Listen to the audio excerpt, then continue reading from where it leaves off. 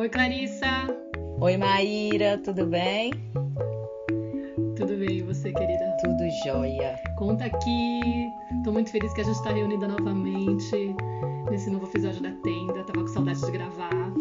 Conta aqui pra nós quem é que veio pra Tenda hoje pra ter uma conversa com a gente. Então, Maíra, hoje a gente está aqui com a querida Ana Paula Cury. Me faltam palavras para descrever a Ana, né? Muita alegria, muita gratidão ter ela aqui na nossa tenda. Fica até difícil de apresentá-la. A Ana é uma pessoa muito especial.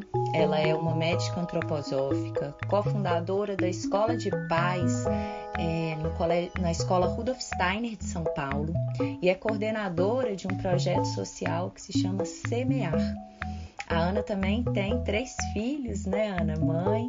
E atualmente ela coordena uma formação de líderes em comunidades parentais e eu faço parte, junto com outras 12 pessoas, desse grupo que ela está coordenando e que tem mexido muito com a minha forma de ver, né, esse trabalho de comunidades de paz e também pessoalmente, um processo que eu estou muito agradecida de fazer parte junto com ela. Então seja bem-vinda, Ana, à nossa tenda materna. Você gostaria de falar algo mais para se apresentar? Não, obrigada, Clarice, pelas palavras carinhosas. Obrigada, Maíra, pelo convite. Eu acho que não preciso dizer mais nada para me apresentar, as pessoas já sabem meu nome, estou aqui para conversar com vocês. Ana, você tem um vídeo seu que se chama Vossos Filhos, que viralizou na internet. Eu até tenho ele no meu perfil também lá do YouTube, porque ele é realmente muito potente e é um vídeo que é muito especial para mim também. Nesse vídeo você fala que os filhos são presentes, que eles são presentes da vida que vem para nós, porque eles nos talham, porque eles são nossos mestres, mais do que nossos aprendizes. Eles não são os filhos que se parecem, e você fala, né? Não são os filhos que se parecem com os pais, são os pais que se parecem com aquilo que eles vêm buscar. E por isso eles nos elegem. Eu queria que você comentasse isso, mas eu queria também compartilhar um pouquinho porque que ele é importante para mim. Eu tenho uma filha que tem 5 anos, a Nara, e quando ela nasceu, uma das questões que foi muito dura para mim de enfrentar foi que ela veio com uma malformação na mandíbula dela. E ela tem que passar por algumas cirurgias reparatórias durante a vida. Inclusive, estou sensível esses dias porque ela finalmente foi marcada a cirurgia e vai ser daqui a alguns dias, né? Mas eu me lembro que uma das coisas que foi muito forte, assim, no início da chegada dela, foi eu ter que aceitar essa questão que ela trouxe, né? E por muito tempo eu acessei desde sentimento de culpa, como também de muita pena dela. E foi muito importante, por exemplo, o seu vídeo, né, quando eu vi, porque ele me veio muito com uma sensação de me ajudar a fazer as pazes com aquela questão, né, em vez de colocar ela nesse lugar e entender que tinha um propósito maior, né, nessa questão dela vir com algo tão desafiador e também uma mensagem muito forte para mim, né, o fato dela estar me escolhendo o pai dela, tinha algum porquê. E então foi muito especial de escutar, mas eu queria muito escutar de você algo sobre essa questão, sobre o tema que você traz nesse vídeo, porque eu acho que para outras mães também e outros pais pode ser bem bonito de ouvir. Tá.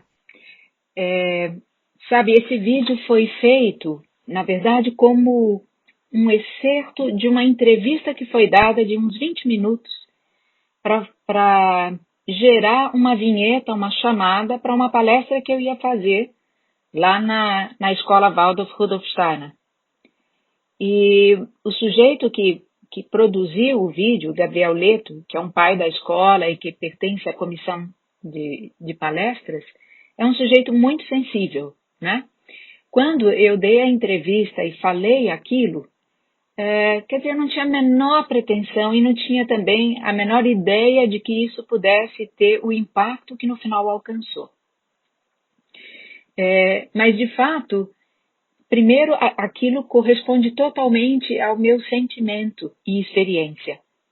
Eu mesma vivi o que eu reconheço como experiências de anunciação. E acredito fortemente que todas as mulheres, e mesmo os pais também, podem passar por vivências como essas. Alguns têm essas vivências mais conscientemente, outros subconscientemente. Mas há algo que, como um presságio, um prenúncio da chegada de uma criança, muitas vezes nos toca, em sonhos que podem anteceder, às vezes, em bastante tempo a chegada dessa criança.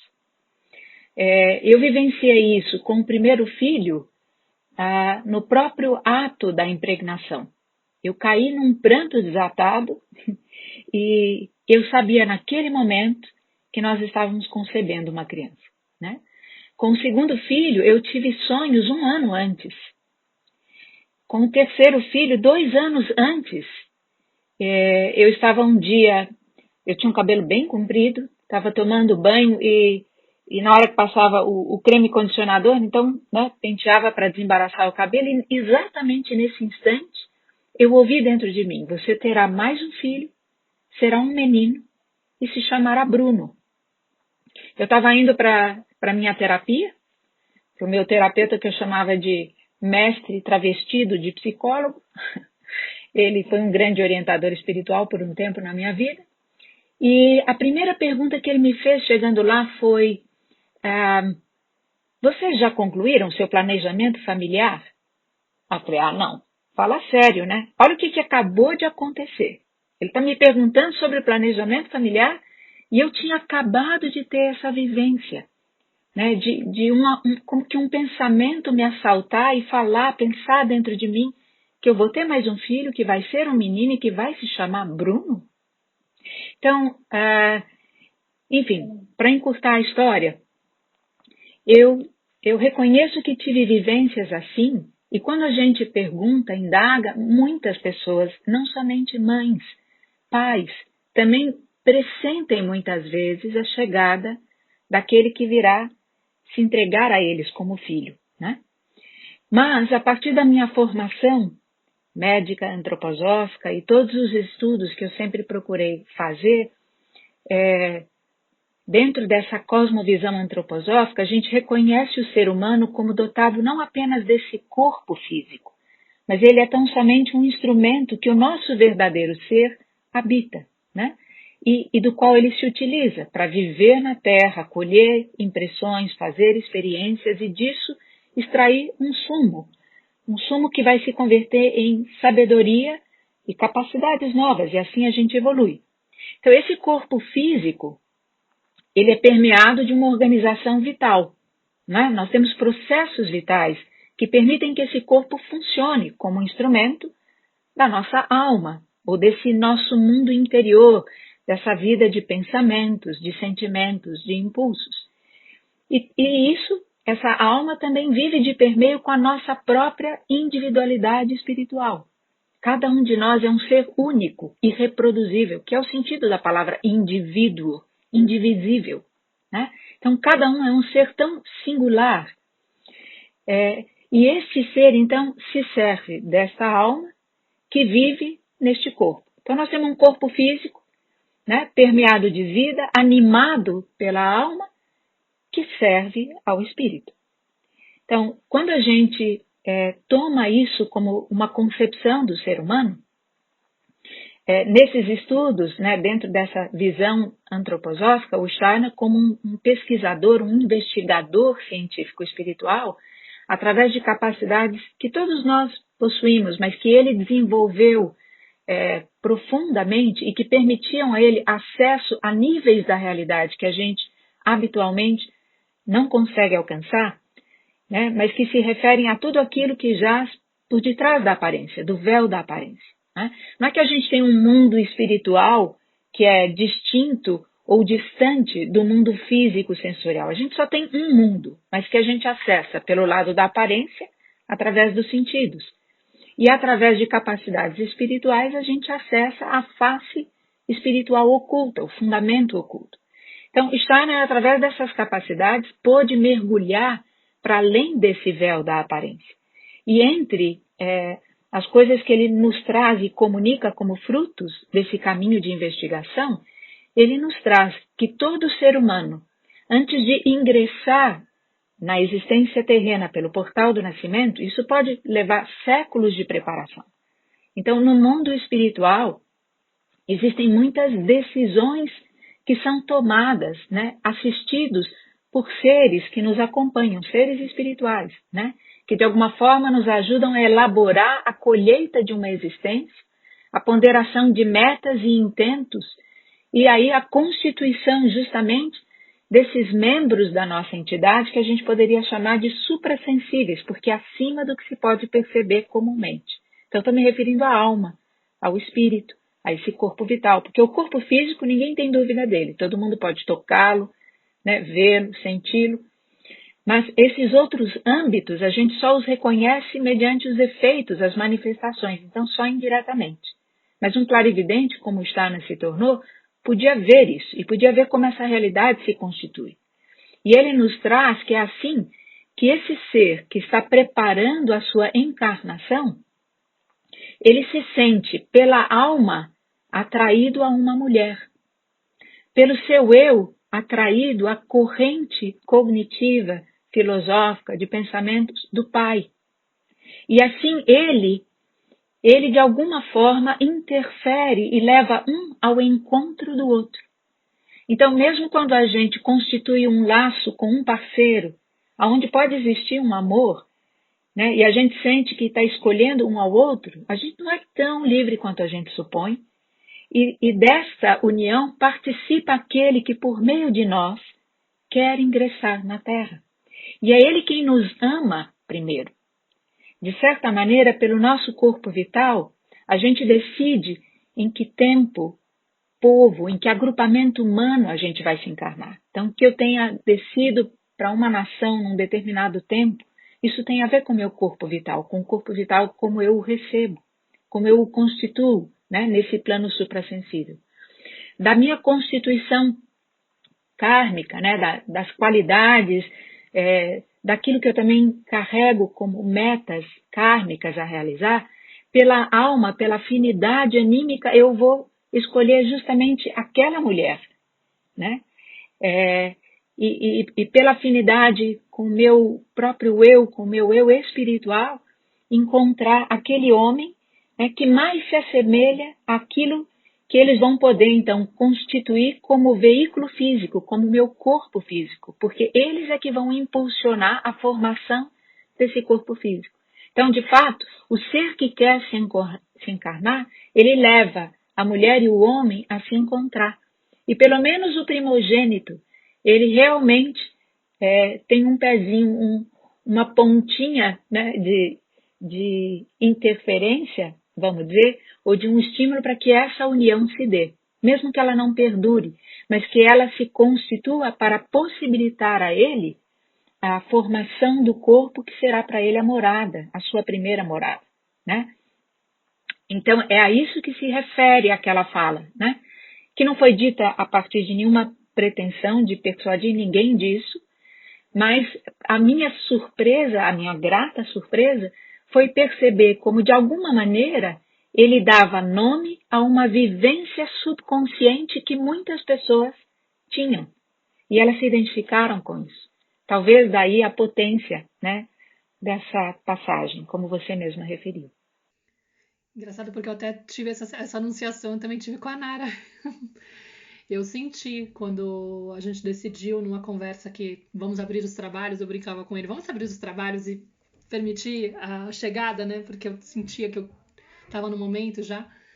Naquela mesma noite a gente acabou tendo uma relação e no dia seguinte, tomando café da manhã, eu tive uma sensação de sentir até o meu óvulo se movendo e falei, que era uma coisa que eu tinha durante a menstruação, né? Que eu tinha sensibilidade para sentir.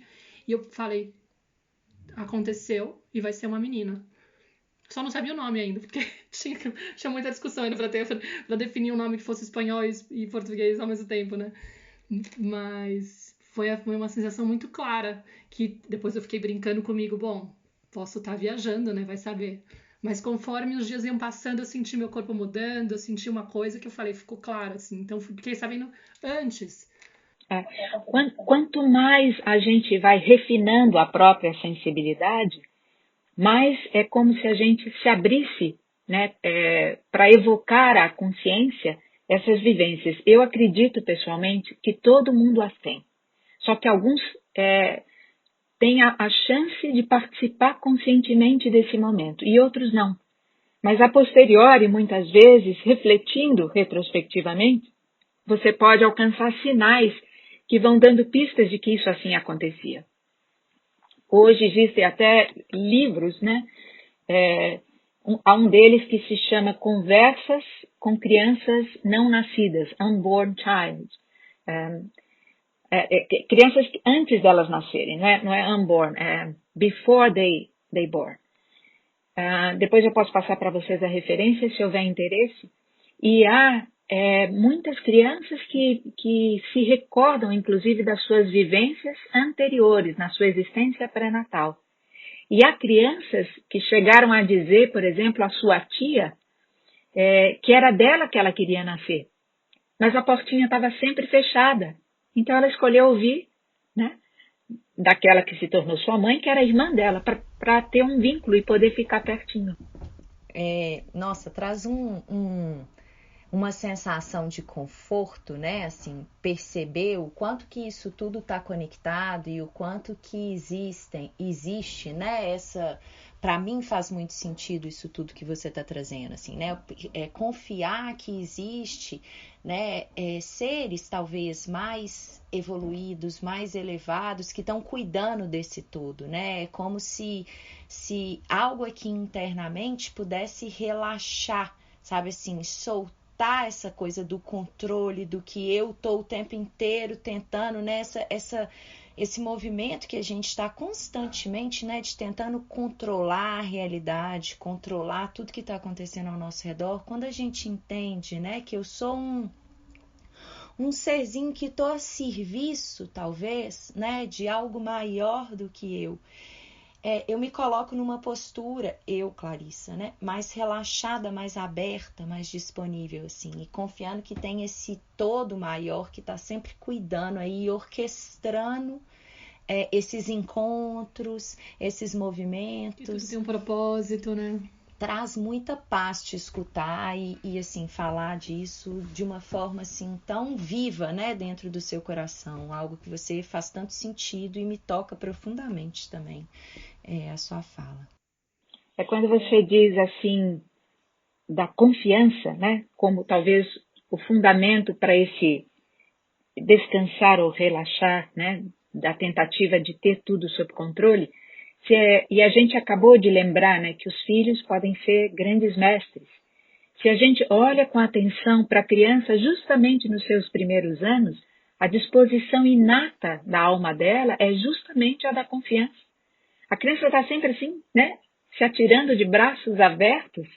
O pressuposto disso é uma confiança básica na vida, no destino. E por quê?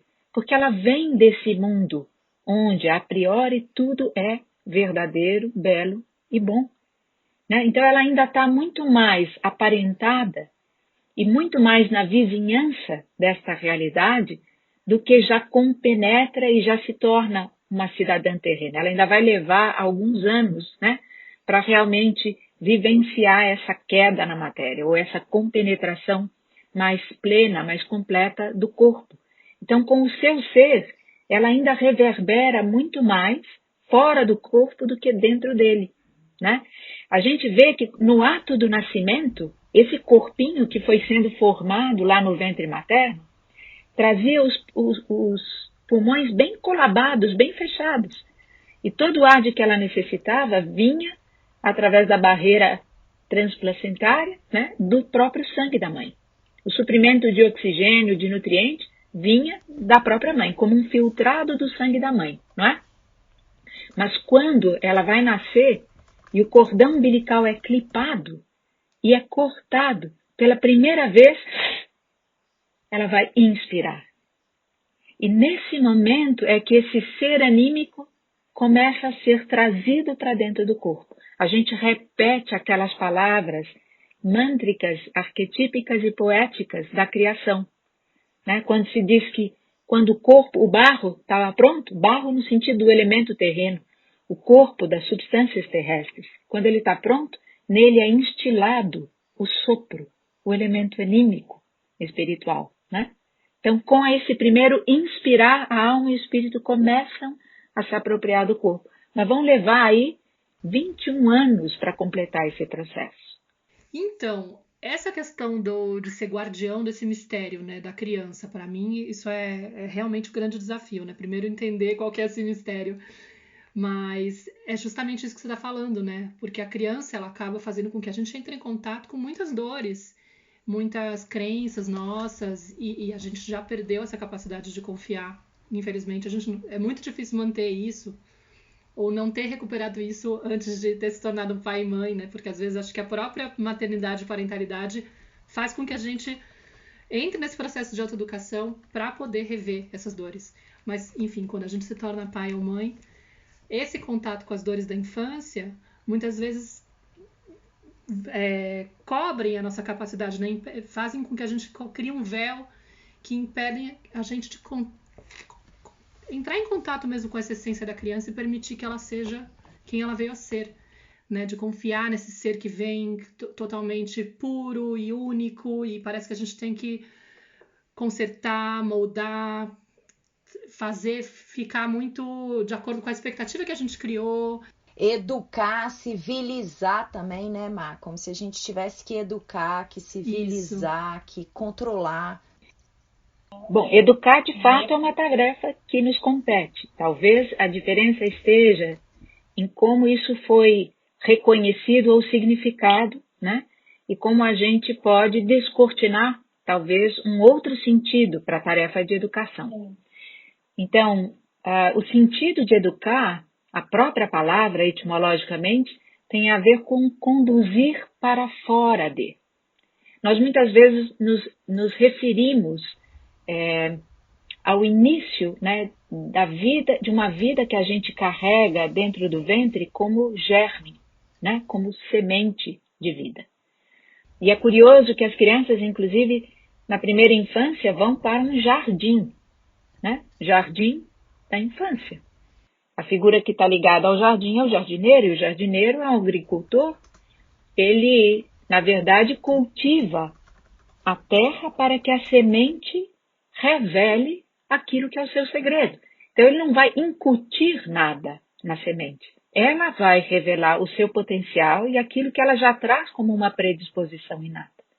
Então, se a gente reconhece assim, educar tem muito mais a ver com chamar à tona e permitir que o outro seja aquilo que ele está destinado a ser, do que incutir nele algo que se supõe ser o bom ou o correto ou o verdadeiro. Mas como fazer isso? É isso que nos remete a essa compreensão de que, de fato, só existe autoeducação. O que eu faço é trabalhar em mim para que eu possa constituir, enquanto parte do entorno dessa criança, a terra fértil, o ambiente do qual ela extraia as condições necessárias ao seu próprio desenvolvimento. A própria palavra desenvolver tem a ver com isso, remover o véu que envolve, né? Então, o que nós temos de fazer, em primeiro lugar, e eu acho que a criança por si já suscita um princípio disso em nós, eu acho que muita gente, quando realmente se sente tocado pela vinda de uma criança, abre uma disposição para o sacrifício. Esse talvez seja o primeiro aspecto, né? Esse desejo e disposição para se doar em favor do bem e do desenvolvimento dessa criança. Esse sacrifício muitas vezes supõe renúncia ao gozo, a um prazer, né, próprio, egoísta. Então a gente sai um pouco de si mesmo pelo bem da criança. Então esse talvez seja o primeiro aspecto fundamental, né, um primeiro pilar desse caminho na educação da gente como pais. De fato, há uma frase que ficou rodando também na internet, atribuída ao Saramago. Depois a gente descobriu que não era dele, mas não descobrimos a autoria. E que diz que filho é esse presente emprestado de Deus para que a gente faça um cursinho intensivo na arte de amar para além de si mesmo. E é um ato de coragem também isso, né? Então eu acho que a primeira coisa que um filho, quando a gente realmente traz essa disposição para ser pai, eu digo que ter um filho é diferente de ser pai. Ter filho é uma questão biológica, né? Qualquer um com órgãos reprodutores sãos, né? E a maturidade fisiológica pode ter um filho. Mas ser pai e ser mãe supõe uma construção amorosa, dia a dia. Então, quando você fala em a gente se converter em guardião do mistério, como é que é isso? E como é que é proteger esse mistério? Então, a primeira coisa é lembrar disso. O outro já é em potência. E eu sou guardião na medida em que eu vou velar para que aquilo que ele já é em potencial realmente encontre as condições necessárias para se realizar, né? Para isso, naturalmente, eu tenho que prestar muita atenção. Eu preciso de um estado de presença que a gente não consegue naturalmente manter todo o tempo, mas eu posso cultivar momentos particulares dessa integridade de presença, que se constitui ou que se expressa num estado de uma atenção desprovida de crítica. É uma atenção devota mesmo, porque perante o mistério é isso que a gente pode fazer, reverenciar, né? Então, se você se recorda e tem presente que você está diante de um ser espiritual, em seu devir, em seu vir a ser, e se o simples pensamento dessa grandeza suscitar em você uma devoção no seu ato de estar presente perante esse fenômeno, então isso vai criar a atmosfera frutífera, fecunda para o desenvolvimento desse ser. Então ele encontrará a alegria e o amor necessários para ir se revelando. O resto é prestar atenção, porque a criança é que vai sinalizar para nós aquilo que ela precisa. Só que nós já não estamos mais num tempo em que a gente possa contar com uma sabedoria num instinto, como já foi. Então, hoje a maternidade, a parentalidade, de um modo geral, não consegue mais se fundamentar num instinto sábio. Hoje é impressionante como às vezes nem carregar uma criança, uma mulher sabe, ela às vezes precisa aprender o mais básico, de novo, né?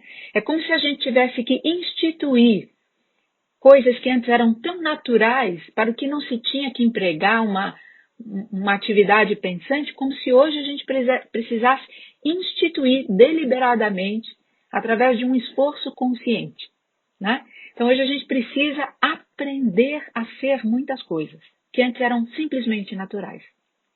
Então, um lado a conexão, né?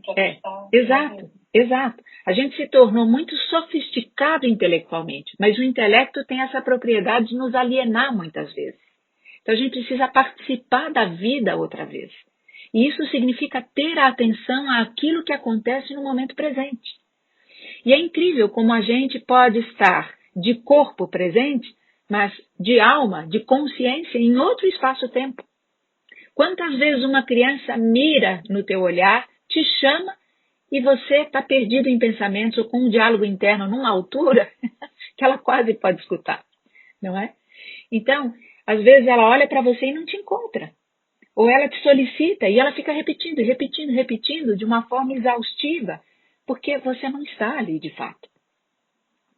Então, a atenção, né, versus piloto automático é o primeiro dado nesse caminho. E a gente não consegue manter essa atenção plena o tempo todo. Por isso, é importante reservar momentos onde a gente possa cultivar deliberadamente esse estado de atenção. E não é mais uma questão de quantidade de tempo, mas a qualidade da presença que eu consigo manter.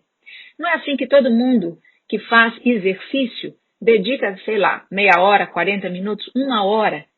Mas se faz isso regularmente, a disposição e a vitalidade, né, de que o corpo usufrui se estende pelo dia inteiro. E se eu faço isso todos os dias da semana, isso não banha a minha semana inteira?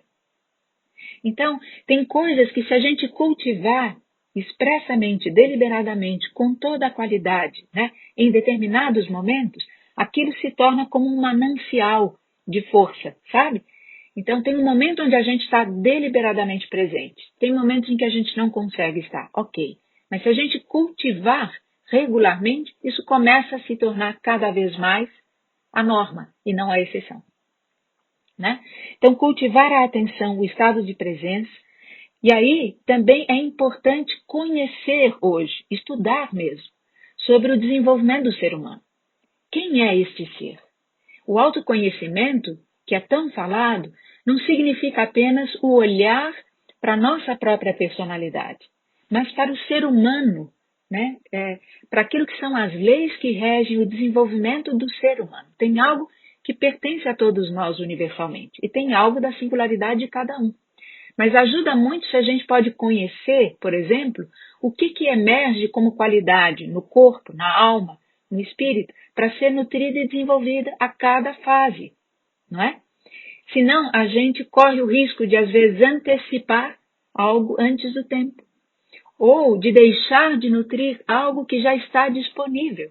E através de cujo exercício a criança ganha um senso de realização, autoconfiança, gratificação, autoestima. Não é? Quando uma criança, por exemplo, já pode andar, já pode ela mesma pegar o seu copinho e ir até um filtro e tomar água ela mesma, e você continua fazendo isso por ela, você rouba dela a oportunidade de autorrealização, de autoconfiança.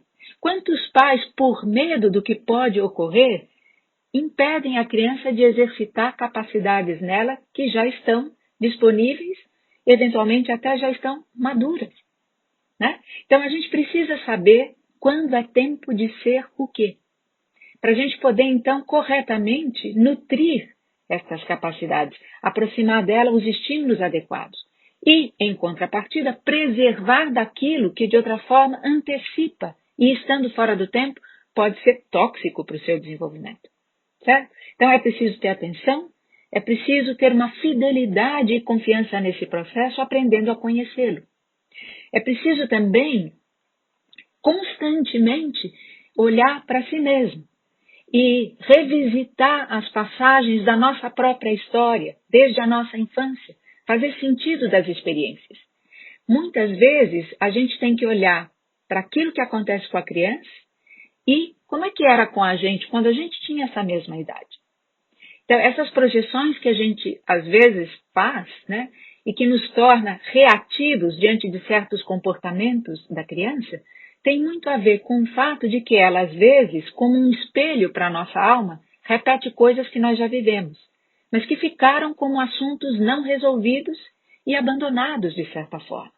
Então, ela cria, através do seu comportamento, o ensejo para que nós voltemos a isso, para que nós possamos nos resolver. E quanto mais a gente cura o próprio passado, mais a gente abre a perspectiva de um futuro que a libera. Então, a gente apoupa de, talvez, transferir por mais uma geração um padrão de comportamento disfuncional ou distorcido. E quantas vezes isso é assim, não é?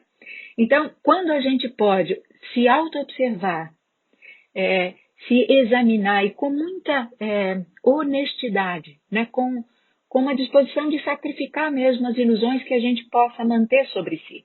Porque às vezes a gente se auto-engana porque quer pensar ou quer acreditar que a gente é melhor, né, do que a gente, às vezes, pode encontrar nas próprias sombras, nos comportamentos indesejáveis. Mas eu só posso educar a criança dando a ela a referência. E a referência, sobretudo nos primeiros anos, é a do exemplo. Então, aquilo que a criança traz como disposição no corpo, né, na alma, é o que vai me guiar para a postura que eu devo ter perante ela, como educador. E sempre só haverá autoeducação. O que eu tenho de fazer em mim para que ela possa obter aquilo que ela necessita para ser quem ela deve ser, né? E, finalmente, talvez, acho que uma das coisas que se tornou das mais difíceis hoje em dia, na minha observação com os pais, tem justamente a ver com a capacidade de estabelecer limites claros, né? E que muitas vezes vão trazer, de um lado, a privação, talvez, de um gozo, ou de um desejo. Então, às vezes, isso vai sim implicar na frustração da criança. Como muitos pais não se sentem suficientemente presentes, ou têm alguma culpa, ou têm medo de perder o amor dos filhos, eles se tornam indulgentes, né? E aí acabam não dizendo aquele não, que na verdade é um sim para um bem futuro maior, né? E esquecem que, como o agricultor, o jardineiro, que tem que cultivar, né, a força dessa semente para que ela germine, viceje, floresça e frutifique, então ele esquece que a gente às vezes tem que podar. Às vezes, como agricultor, a gente poda para que venha mais flor e mais fruto. E podar não é matar, não é tolher o ser, mas às vezes é justamente criar aquele limite que represa, canaliza, condensa a força da vontade na direção adequada. Quando uma criança não está ainda suficientemente madura, por exemplo, para exercer uma capacidade em relação a uma situação, eu preciso preservá-la disso. E às vezes, para protegê-la, eu tenho que dizer não. Mas esse não, ela não vai entender nesse momento, porque ela está voluntariosa, né, plena da antecipação do gozo, do desejo que ela tem. Né? Mas ela não pode antever as consequências, que eu, como uma pessoa mais vivida, é que tenho a responsabilidade de dizer agora não. Né? Então, a gente muitas vezes traz da nossa própria história o desejo de uma aproximação emocional, quando a gente sofreu um distanciamento afetivo, ou a gente quer ser amigo do filho. E tem um momento certo de a gente se tornar amigo, mas a princípio a gente precisa ser pai e mãe, que é referência, que é guia, que é representante do pai e mãe divino na Terra. Vocês já notaram que a denominação pai e mãe é suprapessoal? Ela não me chama pelo meu nome, o nome que identifica a minha personalidade, ela me chama de mamãe, mãe, ou papai, pai. E pai, mãe, esse é o nome do divino, do Deus Pai. Né?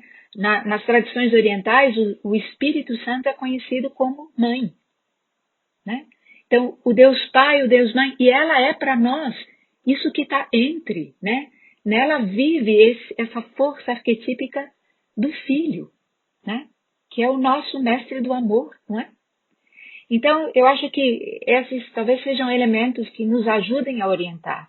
A escola de paz, hoje, eu vejo como algo muito necessário para responder a esses desafios do esvaziamento da sabedoria do que antes era uma capacidade instintiva, da necessidade de aprender a ser pai, de poder fazer isso com outras pessoas e constituir uma rede de apoio, uma comum unidade, né? Uma comunidade tanto das mazelas, porque nós temos desafios, dores e limitações, e a gente pode se sentir amparado quando compreendido, né? Mas também de uma busca conjunta, porque as coisas não estão prontas. A gente não vai mais ler as coisas nos livros, a gente vai ter que descobri-las. Né? O livro que está aberto é o livro da vida, e é nesse que a gente precisa se alfabetizar hoje em dia. Né? Então, a escola de paz existe para aqueles que querem fazer da tarefa de educar os filhos não apenas uma responsabilidade sagrada, como o próprio filho suscita em nós, mas uma oportunidade de autodesenvolvimento, quando reconhece que só da autoeducação ele pode oferecer à criança aquilo que ela necessita. Estava te escutando aqui, me vieram, é tão gostoso conversar com você, Ana, porque assim, é como se você fosse dando nome, né, e organizando vivências nossas aqui. Você foi falando e eu fui lembrando de tanta coisa. Quando você trouxe essa questão de sustentar o limite, né, um não para a criança, eu vivi uma experiência muito bonita com meu filho, o João. Ele está fazendo 12 anos hoje. E ele, na semana passada, ele foi para casa de um colega, assim, né? A gente está em quarentena aqui, mas aqui é mais relaxada a coisa. Ele foi para casa de um colega que também está em quarentena e tal. E ele foi para casa desse colega. E lá, né, ele dormiu tarde, ele chegou estrupiado no dia seguinte, assim, cansado, nitidamente, com olheira, enfim. E aí ele chegou aqui, ele tinha combinado com o vizinho de fazer uma outra coisa depois. Eu falei, filho, você não vai fazer, você tá muito cansado, hoje você vai dormir bem cedo, que você precisa de descansar. Não, eu não tô cansado e brigando, e foi assim, uma grande discussão, assim, que ele tava realmente tomado por aquilo. Eles iam cozinhar um biscoitinho que eles já estavam programando há muito tempo, e ele queria fazer naquele momento. Eu falei, não, já tá tarde, são 7h30, você vai dormir hoje 8 horas, ontem você dormiu às 3 da manhã, você tá exausto, agora. Aí, beleza. E sustentei. Aí na hora ele ficou bravo, subiu, escovou o dente bravo, aquela coisa. Deitou na cama. Daqui a pouco eu pus o Lucas pra dormir, fui deitar com ele pra dar boa noite pra ele. Ele falou assim, ai mãe, eu te amo tanto, obrigada que você não me deixou ir pra lá, eu tava cansado mesmo. Eu falei, ô filho, mas ele jurava de pé, a gente falava assim, eu não tô cansado, e chorava e brigava. Eu falei, ai, que bom, filho, que você tá reconhecendo isso, né? Que bom que você agora vai descansar. Mas foi muito lindo, assim, né? Como que também quando a gente se abre, eu sou uma pessoa que muitas vezes, quando eu também passo do meu limite, eu falo pra ele, filho, não era assim que eu queria te tratar, a mamãe passou do limite, né? E como que ele também, hoje, né, a gente tem essa comunicação tão íntima, assim, e ele conseguiu reconhecer e foi muito bonito, assim, né, ele poder perceber isso e eu escutar isso, nossa, me deu, assim, que a gente fica até meio, nossa, será que eu fui muito dura?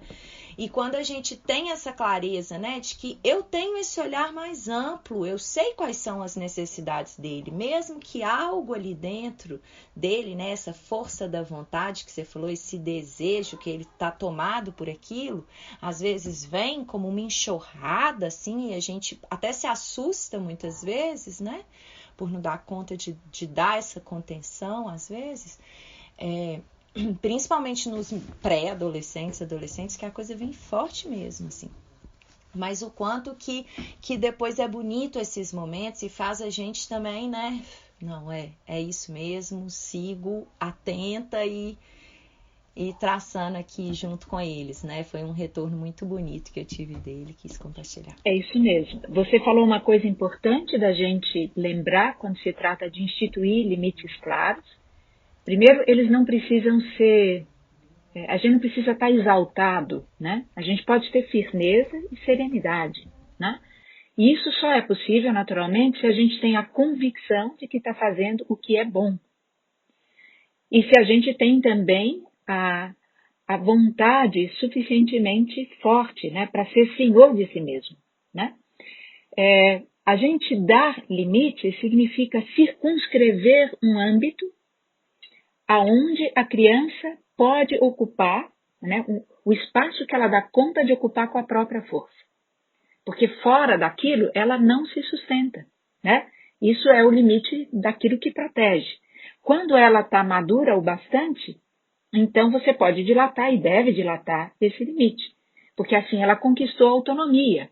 Então aquilo já fica que nem uma roupa apertada. E aí ele mesmo vai sinalizar e a gente vai permitir que ele transcenda esse limite e entre para um âmbito um pouco mais amplo, né? Então dar limite é circunscrever um campo, um território que a criança pode ocupar com a força e a maturidade que ela já tem, né? É protegê-la. Você vê, o ninho é limite, abraço é limite, né?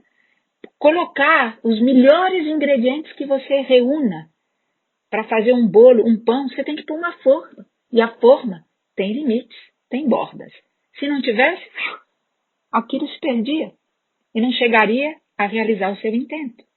Então, nós precisamos de limites para que ele se constitua a partir de dentro para fora e venha a ser no futuro livre. Esse é um lado do limite.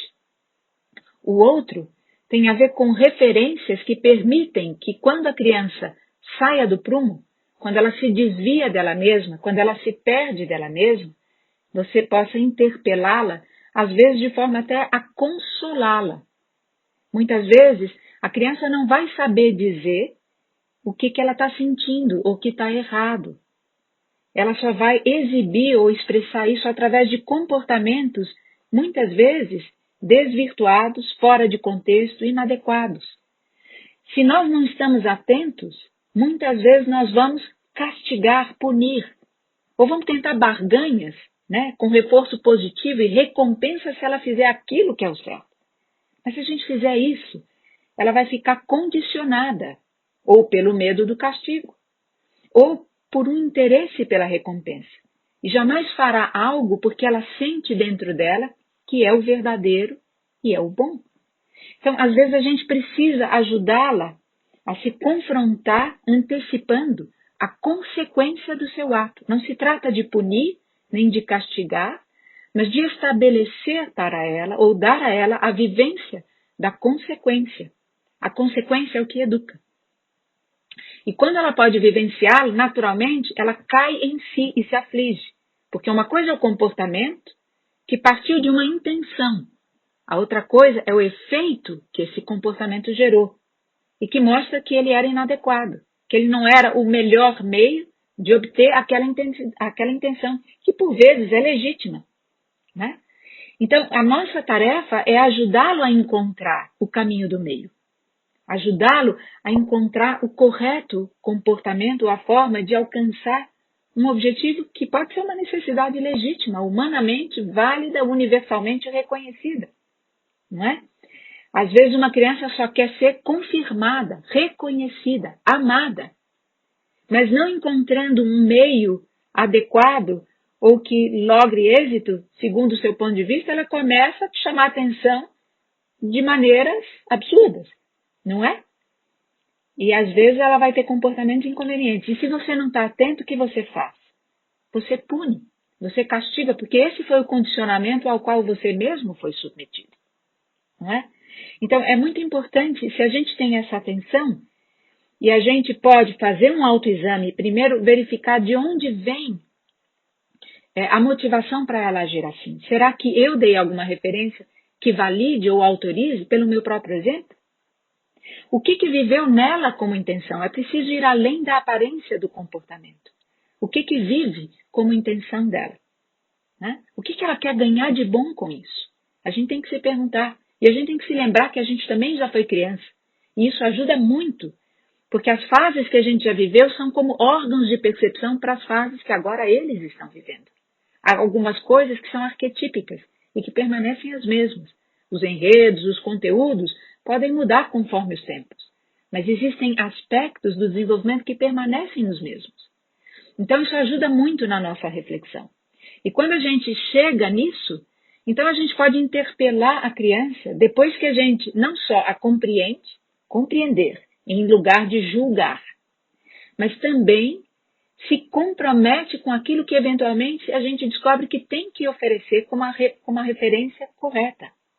Porque senão que autoridade tenho eu para esperar ou exigir dela se eu mesmo não o faço? Se eu mesmo não sou capaz de fazê-lo? Então eu preciso conquistar a autoridade moral e só então interpelar a criança. Se eu posso falar desse lugar, quando eu aproximo dela a consciência imaginativa, vivencial, ou, conforme a idade, num diálogo mesmo, da consequência, ela cai em aflição necessariamente. Porque ela se dá conta do erro. E o erro, o mal feito, que ela não queria ter feito. Mas, enfim, fez. E aí é o momento em que a gente precisa necessariamente discernir claramente que uma coisa é o erro, é o mal feito, e este precisa ser reparado. Este te causa pesar, esse pode te deixar triste ou chateado como pai. Mas o amor, esse é incondicional. Ele não depende do que ele faz de certo ou de errado, de bom ou de ruim. O amor está presente, sempre. Então, é esse amor que te leva a reafirmar tua confiança no ser essencial dessa criança e dizer, eu sei que você não é isso. Isso é o que você fez. E eu sei que lá onde você é mais brilhante, tem um jeito melhor de ser, de fazer. E vamos encontrar. Né? Então eu preciso manifestar, sim, o meu pesar pelo mal feito.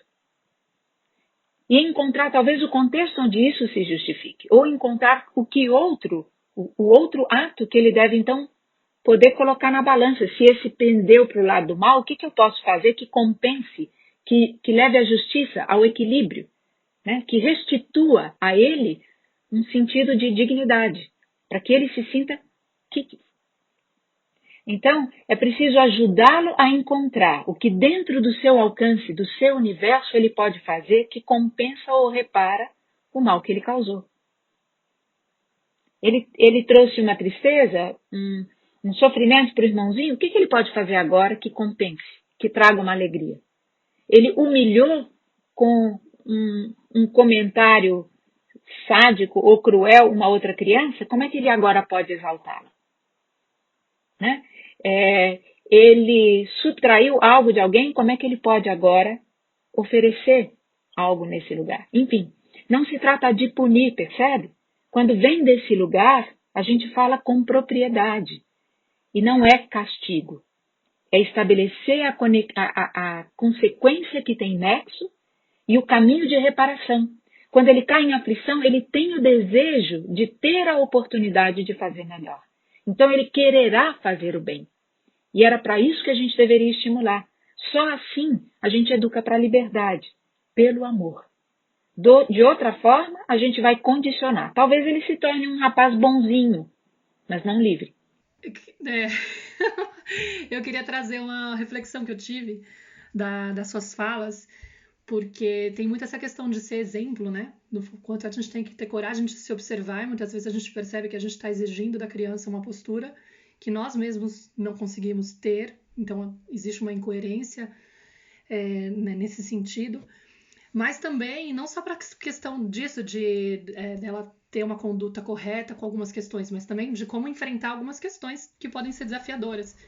E retomando um pouco a história do que eu falei no começo, né, da questão da Nara ter nascido com esse problema, e eu acho que eu estou sensível esses dias por conta também da operação que vai ser agora, mas eu tenho pensado muito, elaborado muito, a minha sensação é que eu estou há 5 anos me preparando por esse grande momento. Já é a 4ª cirurgia dela, mas essa é a cirurgia de reconstrução da mandíbula, né? A mais difícil, digamos.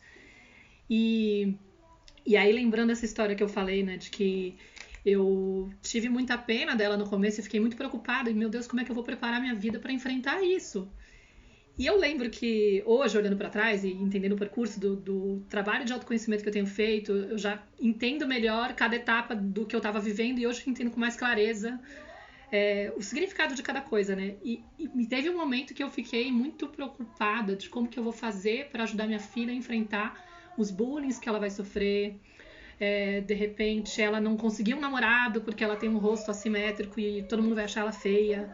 Ou dela conseguir se aceitar. Será que ela vai conseguir se aceitar se ela se olhar no espelho? Inclusive porque quando você olha pelo espelho, você percebe mais a assimetria dela. Porque olhando de frente, o nosso cérebro corrige, natural, de uma certa forma, né? Mas quando você olha pelo espelho, eu olho ela pelo espelho, eu noto mais a simetria do rosto do que quando eu olho ela de frente. Então eu muitas vezes olhava ela pelo espelho e falava, gente, é assim que ela se vê. Ela se vê mais assimétrica do que nós a vemos. Como ela vai se aceitar, sabe?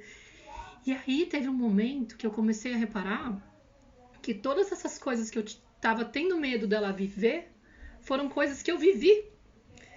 E que, no fundo, só eram, digamos, com um motivo um pouco mais óbvio. Porque não era um nariz grande, não era ser magra demais, mas eu sofri esse bullying, eu sofri essa sensação de me sentir feia, de não conseguir namorado, de não gostar de mim. E aí eu falei, cara, a única forma de eu preparar ela para isso é eu fazer as pazes com isso em mim. É eu recuperar esse amor próprio, essa aceitação. Então começou a virar como se tivesse mudado completamente a atmosfera do porquê que ela veio, para que ela trouxe isso, entendeu? De repente ela trouxe para me brindar essa oportunidade de olhar para essa dor, em primeiro lugar, de recuperar esse amor por mim e de inspirar ela, pelo exemplo, ao invés de ficar tentando controlar e evitar e projetando antecipadamente a experiência dela, sabe? Foi como se fosse uma coisa que mudou totalmente a forma de abordar e também a forma de absorver e viver o processo. Então, hoje em dia, o que tinha se tornado uma coisa muito dura se transformou num presente, de certa forma. Se transformou num tipo, filha, que bom que você me escolheu para estar sendo a guardiã dessa história, não sei, a pessoa que está velando por você nesse momento, porque não tem oportunidade mais linda no mundo do que acessar algo que estava escondido, que talvez eu estivesse vivendo ok com aquilo, mas que com certeza ainda estava em mim, doendo. E é exatamente desse jeito que a gente ajuda. Primeiro, porque o fato de ter vivido essas dores é o que me torna sensível para a possível dor dela. Então, eu posso, inclusive, se ela me traz alguma questão, validar e dizer, eu sei como você se sente. Não é que eu vou dizer explicitamente isso, dependendo da idade da criança, eu não vou dizer. Eu vou contar uma história que eu vivi, aonde ela possa se espelhar e se identificar, né? Porque tem o mesmo conteúdo da história que ela está vivendo. E aí contar também como é que eu resolvo isso em mim, ou como é que eu abraço isso em mim. E como é que a gente transcende isso? E às vezes alguém recebe, né, entre aspas, aquilo que aparentemente é uma limitação, exatamente como um convite, uma conclamação a transcender o limite e mostrar que é mais.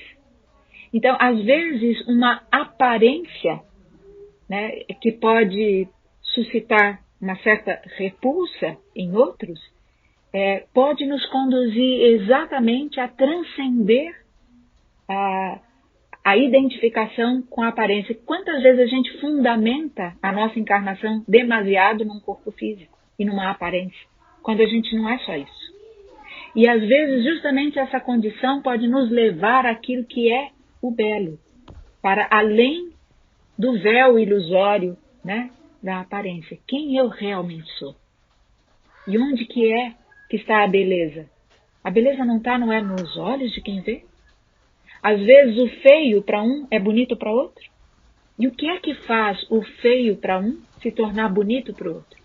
Aquele que viu o belo é porque viu com amor. Ele viu para além do traço defeituoso. E às vezes o defeito no corpo traz mais força na alma. Ô Ana, para a gente finalizar, né, porque nós vamos ter que finalizar, a gente queria que você comentasse um pouquinho sobre o momento atual que a gente está vivendo. Você estava falando sobre, né, essa capacidade da gente se conectar com o aqui e agora, com o momento presente, né, e cultivar essa presença como uma forma, né, da gente conseguir perceber ali os nossos filhos, conseguir perceber a gente mesmo, né, o que as situações estão trazendo para a gente. E eu sinto que esse momento que a gente está vivendo, a gente está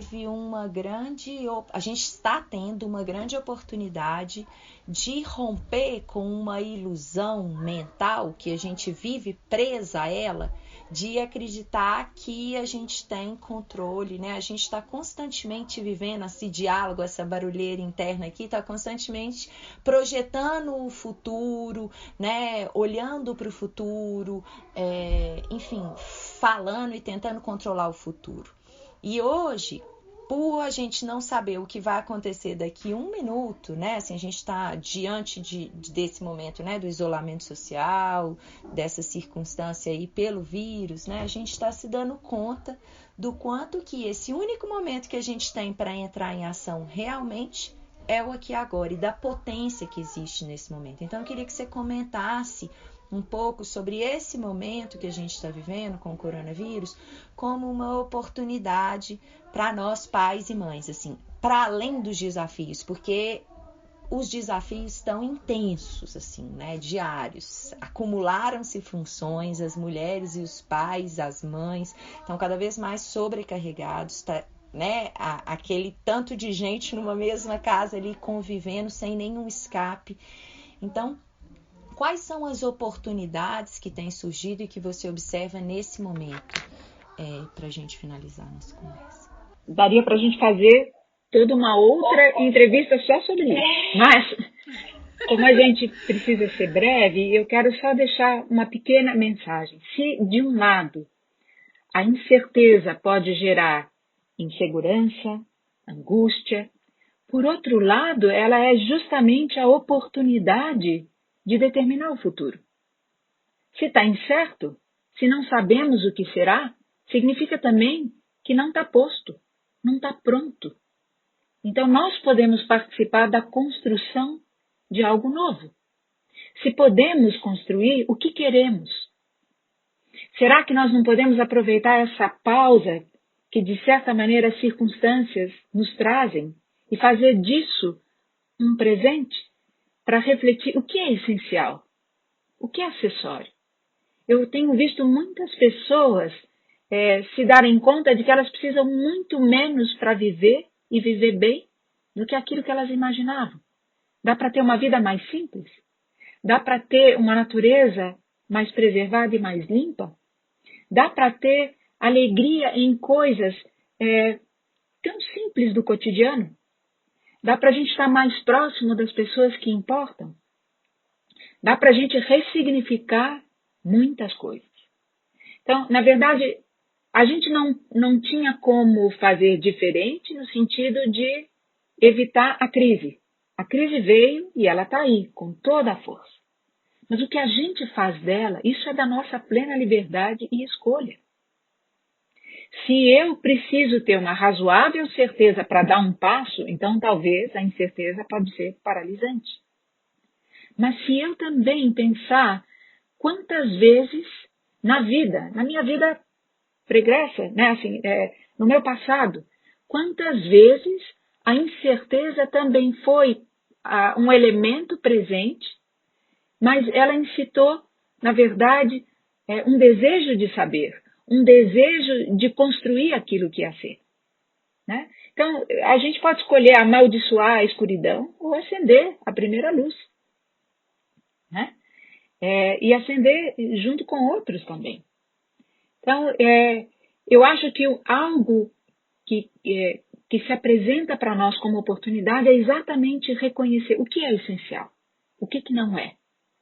Quem já passou por alguma situação de ameaça real à própria vida, muitas vezes sai meio que renascido dessa situação, no sentido de uma completa revisão de valores.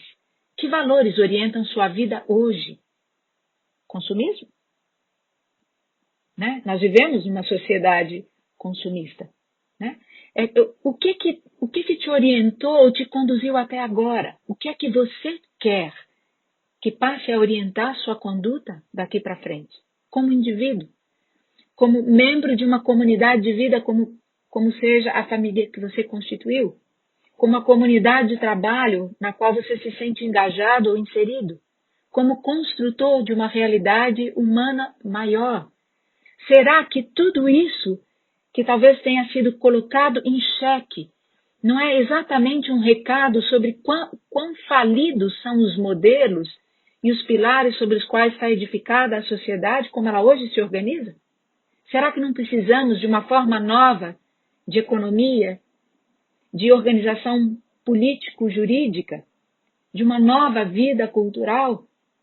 E não será isso, enquanto organização da sociedade, algo que deveria expressar mais da dignidade de cada ser humano? A reverberação amplificada da dignidade do ser humano em si. Então, o que a gente quer sonhar hoje? E que mundo, né, a gente quer construir? Começando pela educação dos nossos filhos, porque eles são o futuro. Né? As novas gerações são aquelas que vão fazer a nova terra. Então, como é que eu quero educar o meu filho? Que valores eu quero ser para orientar e dar a ele referências? Porque é de seres humanos com uma qualidade superior, mais humana, mais essencialmente humana, que vai depender, né, um mundo melhor. Crises são sempre grandes oportunidades, não é? E nelas, claro que ela é precipitada pelas inquietações.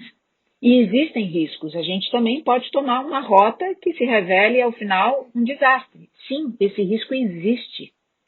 E a gente precisa abraçá-lo tanto quanto a possibilidade que a oportunidade da crise também encerra. Né? Mas se a gente não assumir o risco e a vulnerabilidade e der um passo, né, numa direção que seja mais construtiva, guiado por uma reflexão do que é o essencial para uma vida digna, que respeite o humano, então nada vai acontecer. Né? Mas crise é sempre uma chance de mudança. E se há chance de mudança, sempre pode ser para melhor. O que pode ser o túmulo e a morte de muitas coisas, também pode ser o berço de algo novo que quer nascer. Aqui tem um ponto que eu acho que é bonito também, que dessa exigência que a gente tem agora de estar dentro de casa, em contato contínuo, sem nenhum intervalo com os filhos, é também uma oportunidade de observar a forma como eles lidam com essa presença, né? Essa conexão que eles têm, principalmente os pequenininhos, né? Essa conexão que ainda está mais intacta deles com o próprio ser, e da gente perceber a nossa incapacidade de estar conectado com o nosso próprio ser e falar, gente, isso aqui é um laboratório. É uma oportunidade de se inspirar neles e inverter um pouco o jogo, né? Tipo, de se abrir para o aprendizado que eles podem trazer, por exemplo, que eles têm, e de repente de recuperar essa confiança que a gente não tem, de olhar para eles com essa pureza, de perceber que não existe, muitas vezes a gente interpreta, né, que o comportamento é por manipulação, que eles estão fazendo isso por... Não, a gente começa a se despir disso, se a gente se abre, né?